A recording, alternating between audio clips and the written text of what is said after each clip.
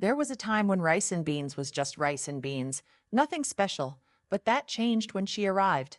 No one knew her name. They just called her Mama Put, like they did every food vendor in Lagos. But this one was different. People lined up before sunrise at her small corner on Freedom Street, pushing, sweating, shouting over each other for a taste of her food. Young boys abandoned their chores. Grown men skipped work. Even mad people from under the bridge found their way to her stall. Some said her beans were soft like dreams. Others said her rice smelled like money. All Ida knew was that her parents had changed. It started slowly. Her mom stopped cooking in the evenings. "Let's just buy Mama Put's food," she'd say, even though the fridge was full. Her father, who used to insist on fresh soup every Sunday, began bringing home 2 black nylons of rice and beans combo, licking his fingers like a possessed man. Then came the nightmares. They would scream at night. Her mother called out strange names. Her father once stood in the living room, eyes wide open, but fast asleep, muttering something. Ada didn't understand. Ada tried to talk to them, but they laughed it off. "You too like fear," her mother said. "It's just a dream." But Ada wasn't stupid. She saw the hunger in their eyes, not for food, but for something else. They stopped eating anywhere else. They didn't even eat Ada's own cooking.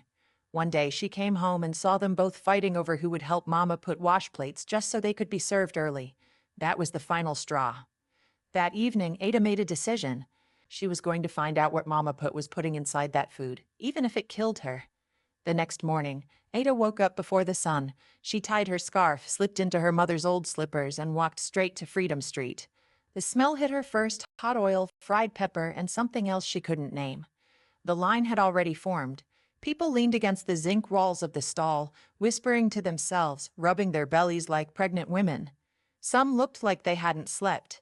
Ada didn't join the line. She walked to the side and waited. When Mama Put finally came out of the back room, Ada stepped forward. She bent slightly the way people do when they're begging. "Auntie, good morning. Please, I want to work for you. I can sweep, wash plate, anything." Mama Put looked at her slowly from head to toe. Her lips barely moved. "How old are you?" "12, Ada said. "But I'm strong." Something passed between them. A moment of silence. "You can start with plates," Mama Put said, then turned her back and walked inside. Just like that, Ada had gotten in. The next few days moved fast. Mama Put didn't talk much. She gave instructions with her hands or short words. Ada did everything: sweeping, washing, fetching water. She watched as people ate the food and moaned like they were in heaven. She saw grown men lick plastic spoons. Women cursed their children for asking to share. But she also saw other things. As Ada swept the floor that evening, she caught sight of Mama Put in the corner, not cooking, not humming her usual tune, just staring into the fire with an expression so blank it was chilling. She was lost in thoughts. Ada paused, half hidden behind a bag of rice, watching the flicker of flames dance across Mama Put's face. Something about the way Mama Put stirred the stew that night, slowly, rhythmically, without looking, made Ada shiver. Mama Put's thoughts raced back to her childhood as she looked at the flames. She was taken aback to how it all began. Long ago, before anyone called her Mama Put, she was just another nameless orphan child on the streets of Lagos, small, barefoot, and hungry. Her stomach growled louder than the traffic. Her voice was hoarse from begging. People walked past her like she was part of the dirt beneath their feet. She lived behind the market stalls, sharing space with rats and cockroaches. Every day was a battle. That is, until the day a woman called her over, not with harshness, but with a plate of food. Mama Joy, they called her. The kind woman who ran a roadside canteen. She gave the girl a job, a bed, and taught her how to cook. She taught her to measure pepper with her nose, to stir soup with care, to serve with a smile. The girl began to feel human again. Mama Joy took her in like one of her daughters, and soon she began to work for her. She learned how to prepare different meals. Everyone loved and appreciated her. That was until money went missing. One day, a few crumpled notes disappeared from the tin box where the money from the food sales was placed. And just like that, the kindness dried up. They accused her, called her a thief. The neighborhood spat at her. Everyone pointed accusing fingers at her. Mama Joy looked at her with sadness and a sense of betrayal in her eyes. She was thrown out with nothing. Rain poured that day as she walked the streets again, soaked, heartbroken, and alone. That was when the black car pulled up. A sleek ride, tinted windows with a sophisticated woman inside, dressed in red lace and gold jewelry. The woman smiled like she knew everything. The woman motioned with hands for her to get into the car, and she did so without question, and the car zoomed off. When they arrived at the woman's house, she gave her a sit and said, "I can feed you. I can teach you to feed others, and never go hungry again, but the world is cruel, and the path you must walk is darker than fire." The poor girl was ready to do anything. She already had her fair share of the hostile and cruel world, and now she wanted something else. She joined them, the Sisterhood of the Red Flame, a secret order of women scorned and broken. They promised her power and riches, but it came at a price she was willing to pay. They gave her 4 rules. Use the water that touches your face. Use the water that touches your feet. Use your urine to seal the bond. And finally, add the white powder of the Queen Mother and your food business will thrive. And our soul business will also thrive. They all laughed, a wicked, broken laugh that still echoed in Mama Put's memories as she stared at the fire. Tata was hidden and focused, watching Mama Put stir in silence. She felt the darkness that hovered around this woman. There was more to this woman than jollof rice and stew. Something wasn't right, and Ada was determined to find out what. Every morning before cooking, Mama Put locked the door for 5 minutes. Ada once peeked through a small hole and saw her crouching beside a basin, whispering. There were 3 bowls, one for water, one with white powder, and one with something yellow she couldn't name. Mama Put dipped her fingers in each one, rubbed her face and legs, then stirred a big pot without even lighting the fire yet. She never tasted her food, not even 1 spoon. When she was hungry, she sent one of the boys to buy food from another stall far away. Ada was careful. She smiled when Mama Put looked at her, nodded when she shouted instructions, but her mind was racing. Her parents were getting worse. They barely spoke anymore. Her mother now had a strange scar on her arm. Her father stared at walls and laughed. Take a moment to hit that subscribe button and give us a thumbs up. Your support helps our channel grow. And make sure to turn on the notification bell so you never miss another exciting African tale. Thanks for being part of the Fave African Tales family. Back to the video. Ada couldn't wait any longer. She had to know what that powder was, what that yellow thing in the bowl could be. She was close now, very close. It happened one Tuesday morning. The sky was gray, and the wind carried the smell of early rain. Ada knew Mama Put would go to her usual stall at the far end of the market to buy lunch. She always went alone, never trusted anyone else to bring her food.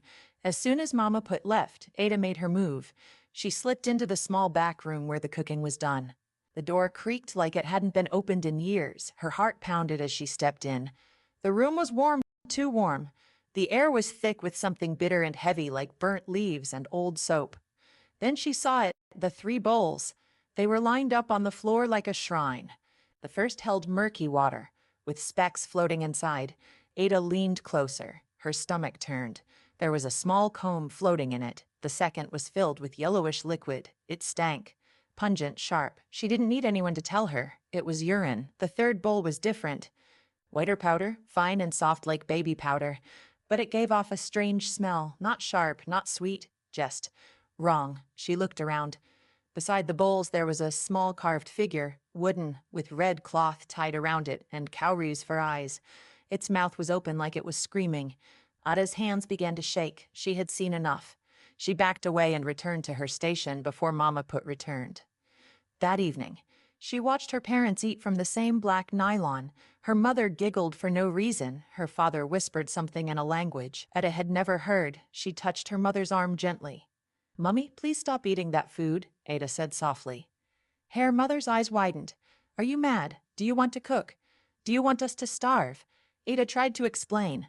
The bowls, the powder, the urine, but her mother laughed, a loud, empty laugh. "You think you're wise. You want to spoil my food for me. That's why you went to work there. You think you know something." Her father didn't even speak. He just kept eating, tearing into the nylon like a man who hadn't eaten in days.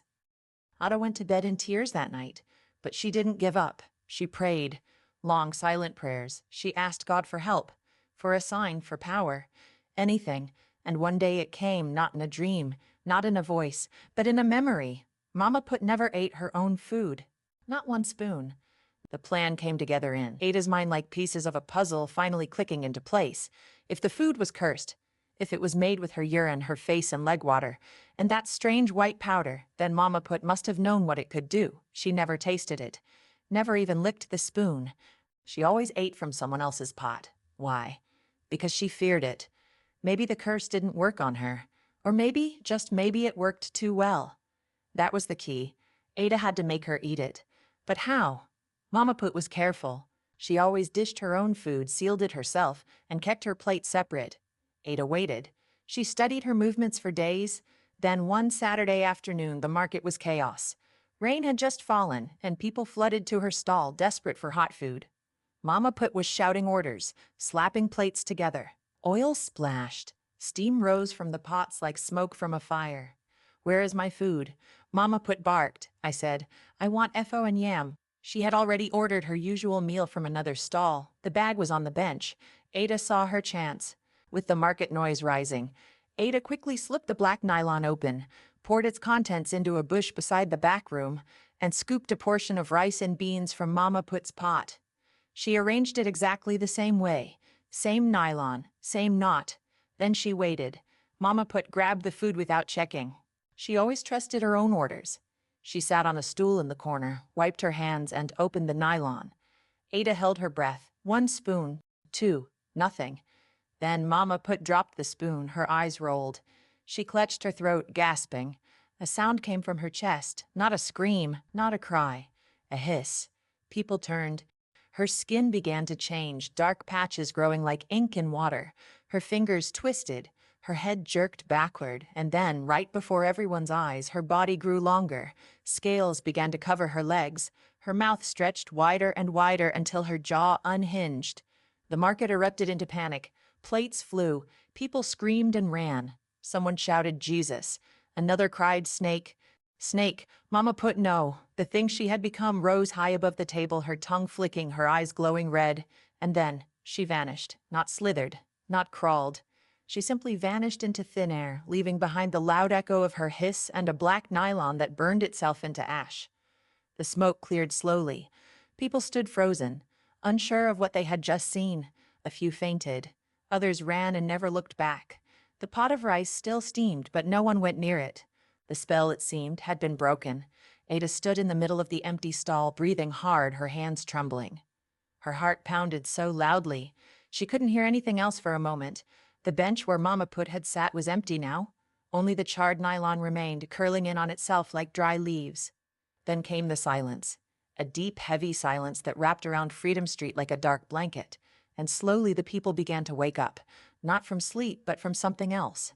The first to speak was a man Ada had seen every morning, one of Mama Put's most loyal customers. He blinked hard, looked down at his hands, then at the black nylon of untouched food beside him. "Wetin day happen?" he asked, his voice small. Another woman clutched her stomach. "Why I day here?" she said, confused. Then more voices, more questions. "I no fit remember how I reach here." Ada's parents arrived moments later, their faces tight with fear and confusion. Her father saw Ada first. "My daughter," he whispered. "What's happening? Where's your mother?" Ada ran to them and held both their hands. They were warm, real. Her mother looked down at her like she hadn't truly seen her in weeks. Ada told them everything. The strange bowls, the white powder, the rituals, and what she had done to break the spell. Her father sat on the ground, shaking his head. Her mother cried silently. They didn't question it, they couldn't. Something inside them knew the truth. Whatever they had been under, it was over now. That night, Mama Put's stall was found empty. The pots were gone. The table was gone. Even the oil stain on the ground had vanished, like the place had never existed. But the story remained. People whispered it in hair salons, in Okada parks, on buses, and in markets. She never ate her own food. Weeks passed. The corner on Freedom Street where Mama Put's stall once stood remained empty for a long time. No one dared set up there. Even the boys who used to hustle around the market said the ground still carried a strange heat, like something beneath the soil was still watching. But life, as it always does, found its rhythm again. Ada's parents were the first to change. Her mother returned to cooking, slowly at first, then with joy. Her father started fixing the broken things around the house, humming old high-life songs he hadn't sung in months. They held hands sometimes now. That was new. The nightmares stopped. So did the whispering in their sleep. They didn't talk about the food anymore. They didn't need to. Ada, however, couldn't forget. She carried the memory like a hidden scar, one that didn't hurt but refused to fade. She didn't speak of what she saw. Not even the snake. Not even the bowls. Some things, she felt, were better left in silence. But she did do one thing. She started cooking. At first, it was just small meals at home. Jollof, yam, porridge, akara on weekends. Then neighbors started asking for plates. Then someone suggested a stall. Her parents helped her build one. Not at the same spot. Ada refused, but 2 streets away, under a mango tree.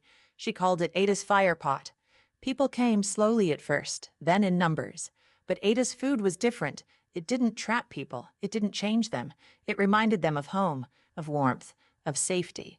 And every time someone complimented her, she smiled and said, "It's just pepper and love," but deep in her heart, she knew she was doing more than feeding people. She was healing something that had once gone very wrong. And when people asked about the old woman, about the one who cooked the cursed rice and beans, Ada would only say she fed people with her pain. "I cook with something else." Then she'd look up at the sky, wipe her hands on her apron, and return to the fire.